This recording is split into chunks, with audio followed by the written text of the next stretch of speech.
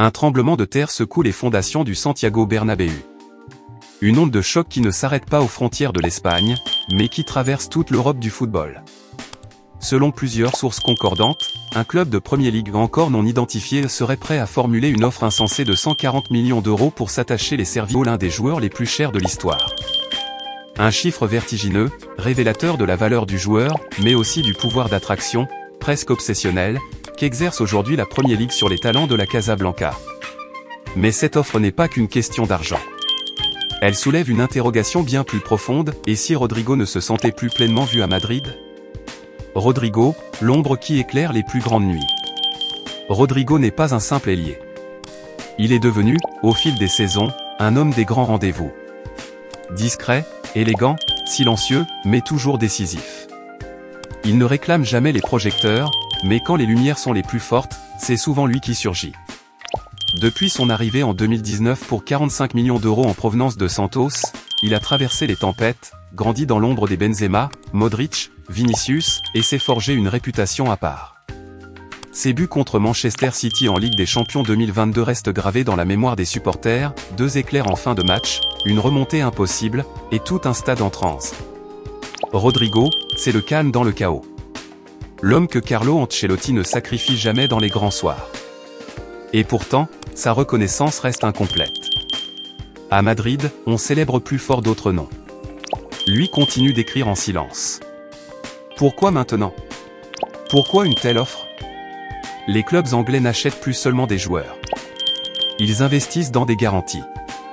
Et Rodrigo est une valeur sûre, jeune, expérimenté, déjà champion d'Europe, capable de faire la différence dès le premier ballon. Un profil rare, presque introuvable sur le marché actuel.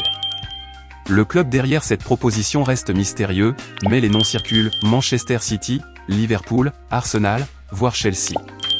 Tous ont les moyens. Tous cherchent ce supplément d'âme, ce joueur clé qui change le cours d'une saison. Et eux, contrairement au Real, sont prêts à le mettre au centre du projet. Le Real face à un dilemme historique. 140 millions. Une fortune. Une offre que très peu de clubs au monde peuvent refuser. D'un point de vue strictement économique, vendre Rodrigo serait une opération brillante, une plus-value nette de près de 100 millions d'euros. De quoi financer plusieurs recrues, ou renforcer d'autres secteurs en prévision de l'arrivée de Kylian Mbappé, déjà en ligne de mire. Mais le football n'est pas qu'une affaire de compte. Rodrigo, c'est une alchimie.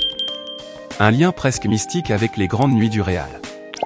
Son départ ne serait pas qu'une perte sportive, ce serait un déséquilibre dans l'ADN même du projet merengue. Car on ne remplace pas un joueur comme lui par un simple transfert. On ne trouve pas un Rodrigo dans une liste de mercato. On le vit.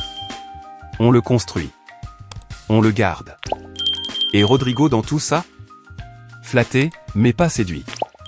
Telle semble être la posture du joueur, selon des sources proches de son entourage.